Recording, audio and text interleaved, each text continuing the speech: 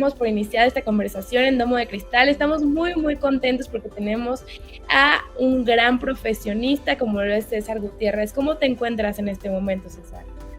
Muy bien, Mónica, con el placer de estar aquí con ustedes. Perfecto, bueno, pues a continuación voy a dar a conocer un poco de tu trayectoria académica y profesional. César es egresado de la licenciatura de Derecho, es especialista en Seguridad Nacional por el ITAM, cuenta con estudios de posgrado en la Universidad de Navarra y además cuenta con estudios importantes en el extranjero. Además de su gran trayectoria académica, pues también tiene una gran trayectoria profesional, como lo mencioné antes.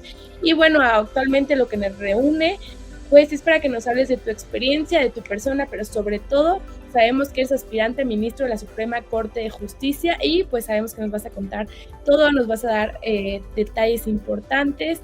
Y bueno, pues te dejo con Eduardo Esquivel, aprovecho para presentarlo, es un gran economista y un gran entrevistador. Muchísimas gracias por estar aquí y será un placer este diálogo. Muchísimas gracias. ¿Cuál es la fundamentación estrictamente académica de esta reforma al Poder Judicial? Mira, el problema que hemos tenido en México es que el Poder Judicial, de acuerdo a la percepción social, se ha ligado más a intereses de carácter político, de carácter económico, y se ha alejado más de la causa social y de la justicia. Ese es uno de los puntos por los cuales se tomó en consideración el que pudiera existir una reforma al Poder Judicial. También existe la realidad de que se consideraba que eran desproporcionados a los demás servidores públicos. Por eso fue que se buscó a lo mejor que el Poder Judicial pudiera ser un poquito más allegado y apegado a la sociedad, y por eso se buscó que pues, se pudiera democratizar. Esa es la principal intención de que el Poder Judicial, como el Ejecutivo tiene que ser votado por la sociedad, por los ciudadanos, y el Legislativo, lo mismo sucede ahora, o así fue el concepto que entendieron en el Poder Judicial. Estados Unidos, como bien lo mencionas, en 43 de los 50 estados de los Estados Unidos existen votaciones en cuanto a los jueces locales. ¿Qué significa? Pues lo que nosotros conoceríamos como juez del fuero común. ¿Por qué? Pues porque obviamente la sociedad es muchísimo más activa. Nada más que, por ejemplo, hay una diferencia. La mayoría de los jueces federales son propuestos por el presidente y ratificados por el Congreso de los Estados Unidos. Situación que nos sucede aquí, porque aquí se maneja siempre el Poder Judicial, que es un poder independiente y es de acuerdo a los mismos mecanismos que tenía el Poder Judicial para que pudieran hacer examen de oposición. Por supuesto, ¿no? En Estados Unidos, que han tenido esa dualidad en donde los jueces federales son designados por el presidente, el ejecutivo y ratificados por el Senado, también en la mayoría de los estados existen votaciones. ¿Esto por qué? Pues porque lo hace demasiado público, y por lo menos en la mayoría de estos estados han tenido buenas experiencias. En Bolivia hay diferentes puntos de vista, algunos consideran que han mejorado el sistema de justicia, en algunos otros no. Hay otro ejemplo también que es en Japón. En Japón, por ejemplo, la designación principal de los que son los ministros es por un periodo de años y posteriormente ellos tienen que ir a votaciones para que la gente vote si son ratificados o no. Aquí en México estamos teniendo, la verdad es que un ejercicio democrático extraordinario. Me parece que puede ser una gran oportunidad para que la sociedad en general, y en este caso la sociedad jurídica, pueda tener la oportunidad de formar parte del Poder Judicial. Es cierto que ha recibido críticas por un lado y por otro lado a lo mejor ha recibido mucho apoyo. Lo que sí es una realidad es que el Poder Judicial, dentro de los tres poderes que tenemos en la Unión, era el poder que era menos o cercano a la sociedad o el más alejado, y que además, como la mayoría de los datos que se manejan se consideran confidenciales, muchas veces era complicado saber qué es lo que sucedía y cómo sucedía. No necesitamos ser expertos ni nada para saber que el sistema judicial en México se ha manejado con mucha corrupción y que la justicia es para el que tiene para comprarla, o sea, los ricos, ¿no? Ahí sí hay justicia, ¿no? ¿Qué garantías hay de esta o que se pueda frenar algo o un mucho la corrupción que existe actualmente con la reforma judicial? Mira, de entrada el hecho de que ya no sea el Consejo de la Judicatura, sino que exista un tribunal de disciplina judicial, te da la certeza de que si tú presentas una queja por posibles actos de corrupción o hechos que tú consideres como delitos, ¿no? El que sean investigados de forma independiente, por lo menos nos da certeza de que puede haber un cambio. ¿Cuál es el problema? La famosa corrupción institucionalizada. Y es obviamente a lo mejor mucho más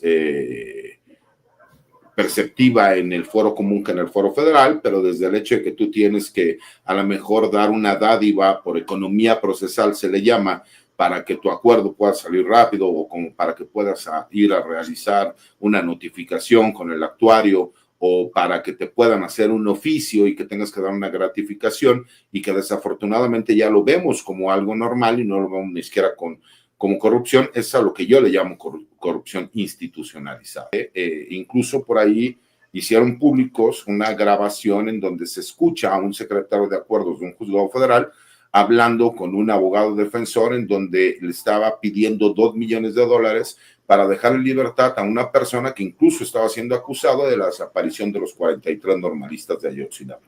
Eso es un hecho real, eso es un hecho que fue del conocimiento público y que supimos, y que la realidad es que terminamos sancionando única y exclusivamente al secretario proyectista y nunca hubo a lo mejor alguna responsabilidad para el juez federal que era quien iba a emitir la resolución. Nadie está diciendo que el juez haya sido quien propició la corrupción, pero sí hay un hecho en donde una persona directamente y que habla a nombre de él, pues por lo menos debería haber existido una investigación. Cuando tú te das cuenta que te están dando nuevas herramientas para que pueda existir un cambio de paradigmas y que aquella persona que considere, ¿no?, que se está cometiendo un acto de corrupción o un delito, pues lo pueda denunciar y que realmente sea investigado. Pero también hay que recordar algo, Eduardo. La reforma judicial no va única y exclusivamente para los miembros del Poder Judicial, también va para todos los especialistas en derecho, en este caso los abogados, porque tiene que existir un código de ética. Muchas veces los abogados no estamos acorde a lo que tendría que ser éticamente los procedimientos y terminamos congestionando el sistema judicial. Si la ley dice que nadie puede ganar más que el representante del Ejecutivo Federal, salvo ciertas excepciones que la misma ley te da, y de repente tú ves que no se bajan el sueldo y dicen es que hay afectaciones en contra de las prestaciones de los trabajadores. No, realmente no hay afectaciones. Lo que hay es que quienes se tendrían que ajustar el sueldo no lo hacen, entonces quieren perjudicar a los trabajadores de base que están sindicalizados. Es un problema que hemos estado viendo, ¿no?, continuamente, y me parece que es necesario que pueda existir esa posibilidad de que una persona aspire a ser juzgador en este país, ya sea como juez, jueza, magistrada o ministro. Lo que se necesita es que tengamos un sistema que sea mucho más sencillo para apoyar a la gente. Tú sabes el grado de problemas que existen por a lo mejor cuestiones muy sencillas, pero que forzosamente te solicitan que un abogado tenga que hacer el trámite. Y cuando nosotros nos damos cuenta que el sistema de defensoría de oficio, tanto a nivel del fuero común como a nivel federal, está colapsado, porque esa es una realidad. Tenemos que entender que tenemos fiscalías, que ese es el siguiente paso, la procuración de justicia, respecto a la reforma que se tiene que llevar a cabo. Pero que tenemos un sinnúmero de asuntos en juzgados de lo familiar, en donde la forma más sencilla sería, si una persona tiene que pagar la pensión alimenticia, pues obviamente giras un oficio, se hacen los descuentos, se realizan los pagos y continúas con el proceso en vez de alargarlo. Pues considero que si nosotros tenemos la oportunidad, de que el Poder Judicial sea mucho más cercano a la gente. 2, que el mismo juez conmine a la gente a llegar a un acuerdo reparatorio, que es algo muy sencillo. El problema es que en México no tenemos todavía esa cultura y me parece que la tenemos nosotros que fomentar. Cuando nosotros entendemos que el juez, desde que llegas, tienes que decirle su señoría y hay un acto de subordinación por parte de las partes, ¿no? Y ahí ya nos genera un grave problema porque si bien el juez es quien va a decidir, el juez debe de conminar, invitar a las partes, ¿no? A ver, ¿usted por qué está demandando? ¿Usted lo que está solicitando es esto? ¿Usted está lo que está solicitando es lo otro? Entiendo que mucha gente no le gustará en este sentido porque dirá, mejor que vaya a una conciliación. Sí, pero me parece que también es obligación del juzgador ser muy claro. Y 2, muchas veces se habla de la parte técnica, en donde el juzgador sí tiene facultades para solicitar que se realicen otros actos de investigación en caso de duda, pero aquí en México no lo queremos hacer porque pensaríamos a lo mejor que el juez está de parte de alguna persona, y no debe de ser como tal ese hecho. Me parece que tenemos que acabar con muchos tabús jurídicos, ¿no? Y también crear, ¿no?, de alguna forma, certeza jurídica en cuanto a las problemáticas que vemos en el día a día, porque cuántas personas no conocemos que siguen peleándose la herencia de la abuela o de los padres y que llevan años y años y años y no se solucionan. Me parece que eso también necesita agilizar el Poder Judicial.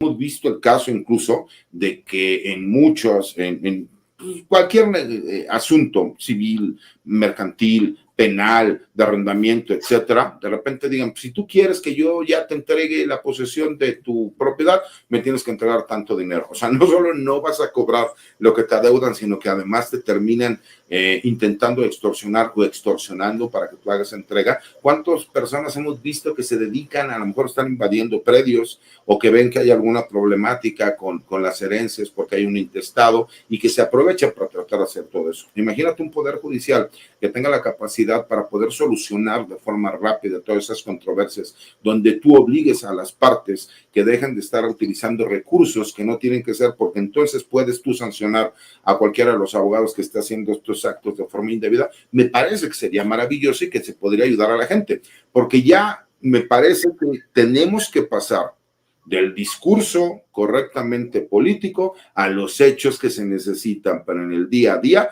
que la gente tenga la oportunidad de realmente, cuando vea justicia, y no que veamos sentencias que es imposible de ejecutar o de cobrar. ¿Por qué? Porque hay sentencias que nosotros hemos visto que lo que vas a hacer es terminarla enmarcando, porque no vas a poder cobrarla. Se necesita crear todos esos mecanismos jurídicos, y el Poder Judicial, la Suprema Corte de Justicia, me parece que es quien tiene que propiciar que se realicen esos cambios.